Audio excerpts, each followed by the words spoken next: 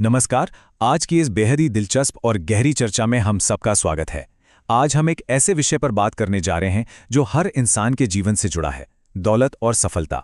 ये पूरा विश्लेषण जाने माने विचारक और वक्ता हर्षवर्धन जैन जी द्वारा प्रस्तुत की गई स्रोत सामग्री पर आधारित है। अब देखिए, हम लोग अक्सर क्या मानते हैं। हमारी आम धारणा यही होती है कि पैसा कमाना या दौलत बनाना पूरी तरह से अर्थशास्त्र, गणित या विज्ञान का कोई जटिल फार्मूला है।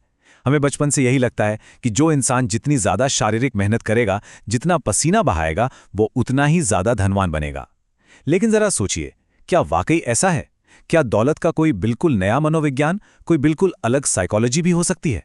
क्या ये संभव है कि सफलता की असली जड़ें इंसान की शारीरिक क्षमता में नहीं, बल्कि उसके दिमाग की गहराइयों में, उसके सोचने के तरीके में छिपी हों? आज के इस पूरे विश्लेषण में हम बिल्कुल इसी अवधारणा को डिकोड करने जा रहे हैं। हम बहुत ही निष्पक्ष तरीके से इस बात की गहराई में उतरेंगे कि कैसे एक खास तरह का माइंडसेट, यानी सफलता की मानसिकता, किसी भी साधारण इंसान को दुनिया के शिखर तक ले जा सकती है। ये विश्लेषण हमें यह समझने में बहुत मदद करेगा कि दौलत कमाना केवल बाहर की दुनिया का, बाजार का या अर्थव्यवस्था का खेल नहीं है, बल्कि ये पूरी तरह से हमारे भीतर, हमारे दिमाग में चलने वाले विचारों का सीधा परिणाम है। तो चलिए इस बहुत ही रोमांचक सफर की शुरुआत करते हैं। अब सबसे पहला और शायद सबसे बुनियादी सवाल जो हमारे सामने आता है वो ये है, क्या दौलत विज्ञान की उपज है या फिर ये पूरी तरह से मनोविज्ञान का खेल है? ये कोई साधारण सवाल नहीं है। ये एक ऐसा सवाल है जिसने सदियों से बड़े बड़े जानकारों और आम इंसानों को उलझा कर रखा है। जरा ध्यान दीजिए, जब भी हम किसी बहुत ही सफल या बहुत अमीर इंसान को देखते हैं तो दिमाग में सबसे पहला विचार क्या आता है? यही ना, कि इस इंसान ने जरूर कोई वैज्ञानिक तरीका अपनाया होगा, इसके पास कोई गुप्त फॉर्मूला होगा या कोई बहुत ही जटिल प्रक्रिया होगी जिसे ये फॉलो करता है। हम हमेशा सफलता के रहस्य को किसी बाहरी मैकेनिज्म में ढूंढने की कोशिश करते हैं। लेकिन अगर हम स्रोत सामग्री को ध्यान से देखें तो इस सवाल का जो जवाब निकल कर आता है वो हमारी इस आम सोच से बिल्कुल अलग है। ये जवाब भौतिक दुनिया के नियमों, बैलेंस शीट या किसी रॉकेट साइंस में नहीं छिपा है, बल्कि ये हमारे मानसिक सॉफ्टवेयर में छिपा है। जी हाँ, मानसिक सॉफ्टवेयर।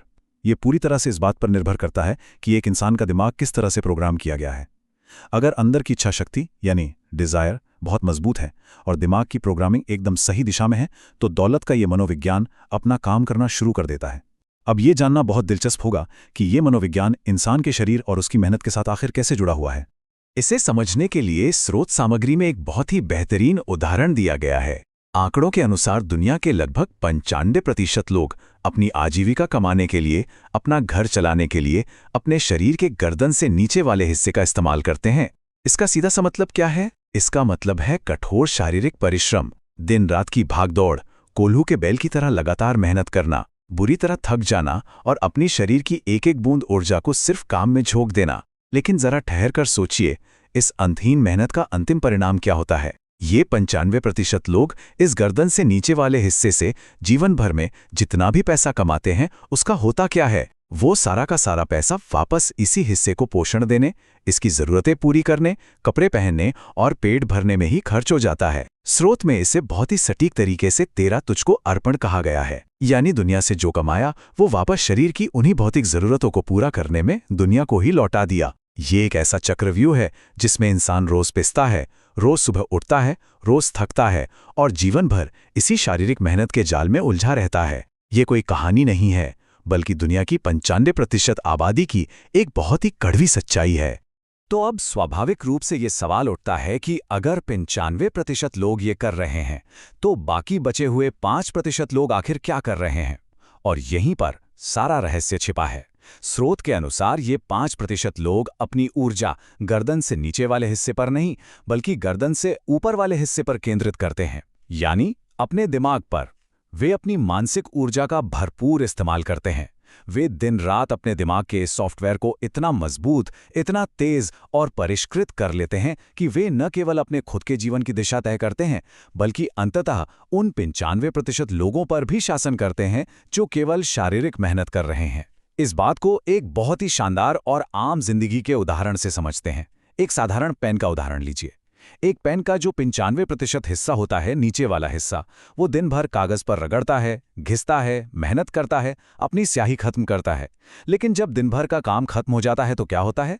जो बाकी 5% हिस्सा है, यानी पेन का ढक्कन, वो आता है और उस 95% हिस्से के ऊपर आकर पूरी शान से बैठ जाता है, राज करता है। बिल्कुल यही नियम हमारी इस दुनिया का भी है। जो लोग अपने मानसिक कौशल का विकास करते हैं, जो गर्दन से ऊपर के हिस्से को घिसते हैं, वे अंततः उस पूरी दुनिया पर राज करते हैं जो सिर्फ और सिर्फ शारीरिक श्रम पर निर्भर है। चलिए इस चर्चा को और भी दिलचस्प बनाते हैं और इस अवधारणा को एक कदम और आगे ले जाते हैं। स्रोत सामग्री में वक्ता हर्षवर्धन जैन जी ने एक बहुत ही अद्भुत, कल्पनाशील और सोचने पर मजबूर कर देने वाले रूपक का इस्तेमाल किया है। उन्होंने इसे द ग्लोबल सैटेलाइट स्कैनर का नाम दिया है। अब जरा कुछ पल के लिए कल्पना कीजिए कि अंतरिक्ष में पृथ्वी के ठीक ऊपर एक बहुत बड़ा, बेहद शक्तिशाली कैमरा या स्कैनर लगा हुआ है। और ये स्कैनर नीचे दुनिया के पूरे 7.5 अरब लोगों के व्यवहार को, उनकी सोच को लगातार स्कैन कर रहा है। लेकिन ध्यान देने वाली बात यह है कि ये कोई साधारण स्कैनर नहीं है।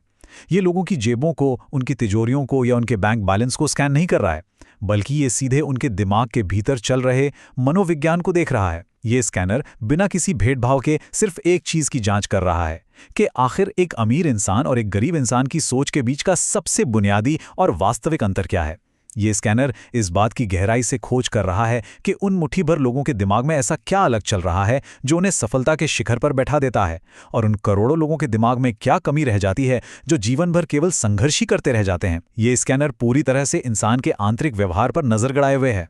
तो उस अंतरिक्ष में लगे ग्लोबल सैटेलाइट स्कैनर ने जब पूरी दुनिया को स्कैन किया तो उसने क्या खोजा? स्कैनर ने पूरी मानव जाति को दो बहुत ही स्पष्ट और अलग-अलग भागों में बांट दिया। एक तरफ है अमीर सोच और दूसरी तरफ है गरीब सोच। यहां यह बात बार बार याद दिलाना जरूरी है कि अमीर और गरीब शब्दों का इस्तेमाल यहां बैंक में रखे पैसों के लिए बिल्कुल नहीं हो रहा है, बल्कि यह पूरी तरह से मानसिकता या माइंडसेट की बात हो रही है। स्कैनर ने यह बहुत ही साफ तौर पर देखा कि जिन लोगों की अमीर सोच होती है, वे हमेशा हर हाल में अपने जीवन की हर स्थिति के लिए स्वयं को जिम्मेदार मानते हैं।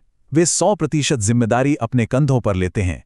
अगर उन्हें व्यापार में नुकसान भी होता है या जिंदगी में कोई असफलता मिलती है तो वे सीना तान कर कहते हैं कि हाँ, यह मेरी जिम्मेदारी है। इसके बिल्कुल विपरीत स्कैनर ने देखा कि गरीब सोच वाले लोग अपने जीवन की हर छोटी बड़ी असफलता, हर परेशानी और हर दुर्घटना के लिए हमेशा दूसरों को दोष देते हैं।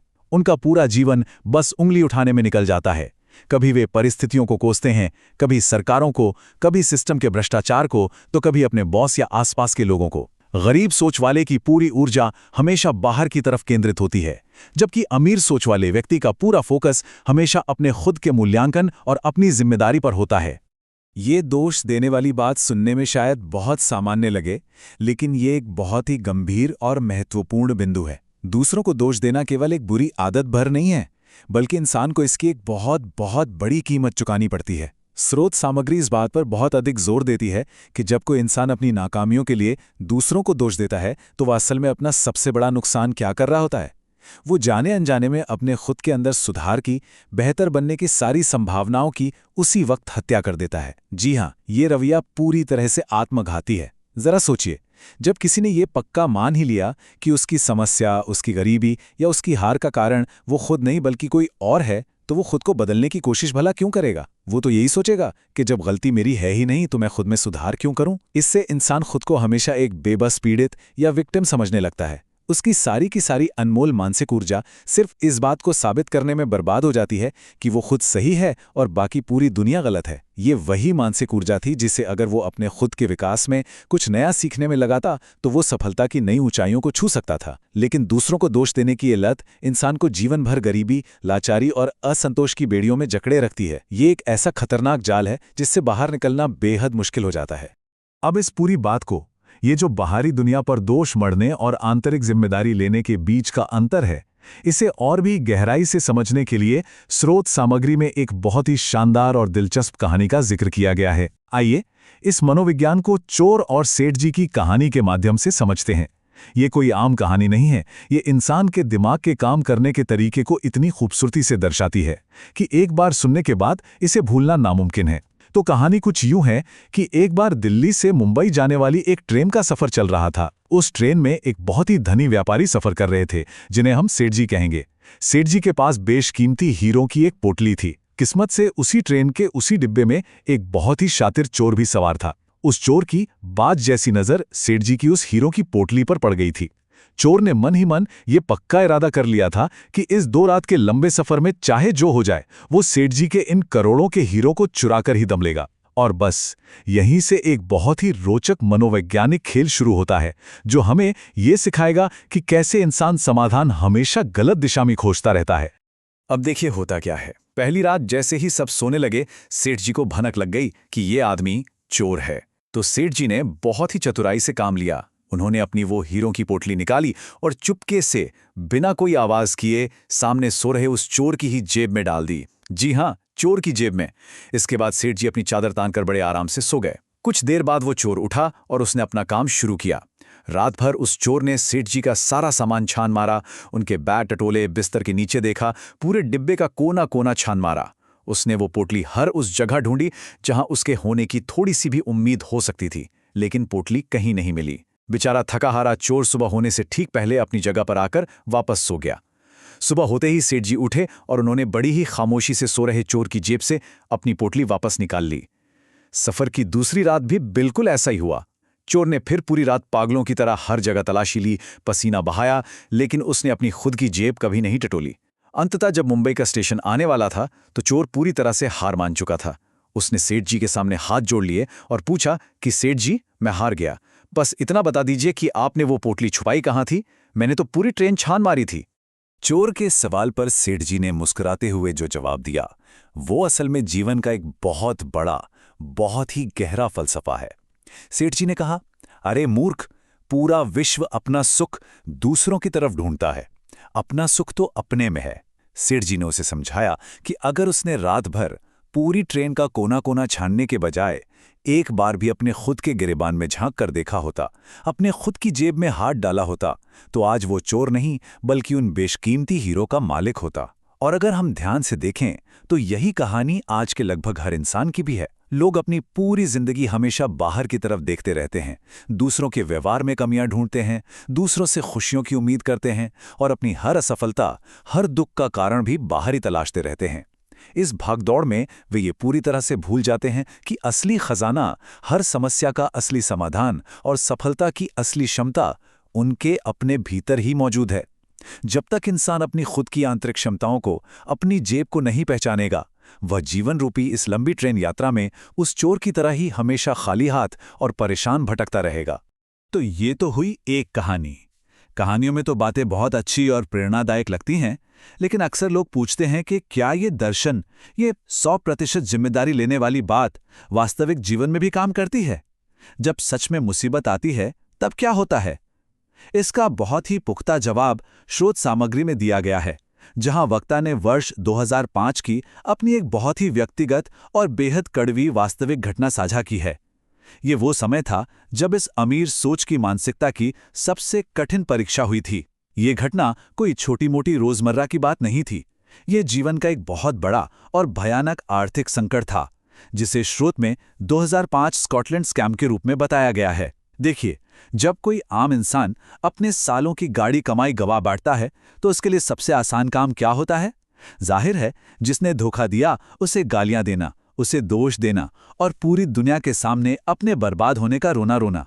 लेकिन इस वास्तविक घटना में यह बखूबी दिखाया गया है कि जब इंसान इस दौलत के मनोविज्ञान का पूरी सख्ती और ईमानदारी से पालन करता है तो कैसे वो विनाशकारी और बर्बाद कर देने वाली परिस्थितियों को भी पूरी तरह से अपने पक्ष में मोड़ सकता है। आइए इस अद्भुत घटना के पूरे घटनाक्रम को थोड़ा विस्तार से समझते हैं। बात 2005 की है। वक्ता के बहुत ही करीबी दोस्त ने उन्हें स्कॉटलैंड जाने का और वहां काम करने का एक बहुत ही आकर्षक अवसर दिखाया। इस काम के लिए 1,80,000 रुपए का बड़ा निवेश करना था। वक्ता ने अपने उस दोस्त पर पूरा विश्वास करके ये भारी भरकम रकम दे दी। बात यहीं नहीं रुकी, उनके परिवार के एक अन्य सदस्य ने भी भरोसा करके अपना पैसा इसमें लगा दिया।